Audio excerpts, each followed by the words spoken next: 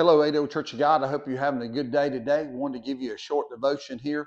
We're going to be looking at Psalms 4 and 5. I love Psalms 4 and 5 because they are showing us a lot about David.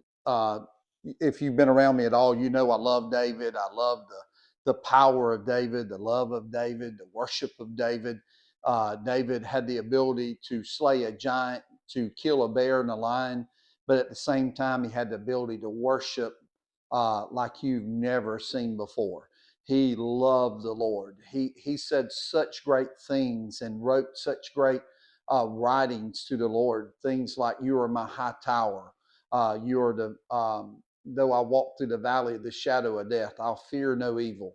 And he just made powerful statements. He made powerful things and said powerful things about God. He loved the Lord with all of his heart, but he was also human. He made mistakes. He got in trouble. He even messed up a couple of times pretty bad and had someone killed. He was literally murdered someone, and he slept with someone else's wife. But at the same time, he made a statement like this: "I was glad when they said I can come back into the house of the Lord." He repented. He got it right. He experienced the mercy of God. He experienced the grace of God. So I want to look at a couple of Psalms with David the next couple of days. In this first one, it starts out in Psalms 4. It says, "Hear me when I call, O God, my righteousness." It's amazing because David lets us know that God will hear you. I don't know what you've dealt with, what you're dealing with, what you're going to deal with. But what I do know is that when the bank doesn't hear you, what I do know is when your husband doesn't hear you, your wife's not hearing you, when your children don't hear you, when you try to talk to people. And uh, I realized early in my ministry, that a lot of people will say, "How are you doing? Everything going good with you? How's everything going?" And before you could tell them how you're really doing, they would be with the next person saying, "How are you doing? Is everything good with you?" Before you could unload on them, they wouldn't let you unload. They would ask you the question, but they didn't want to hear. God will hear you. God will listen to your petitions. God will listen to your concerns.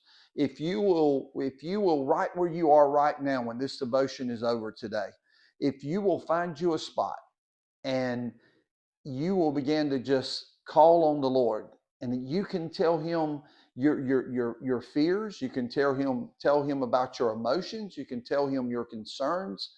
And when you begin to tell him and begin to talk to him, just like I'm talking to you now, God will hear. Just like I'm speaking into this camera, and there's a microphone right here, and the words are coming out of my mouth, and you're hearing the words. God will hear you.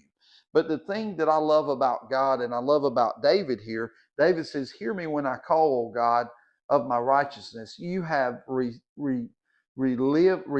me in my distress." Now, this is powerful because he says, "Hear me when I call," but then he said, "You have relieved me in my distress. Have mercy on me and hear my prayer." He said, "God, when you hear me, you do something about what I ask. Not only did you hear me, you received what I said, and you did something with it." God will do something with the petition that you send to him. So if you're in pain right now, if you'll call on God, I believe he can relieve you of that pain. If you're in distress, I believe God can relieve you of that distress. God bless you. I hope you have a great day.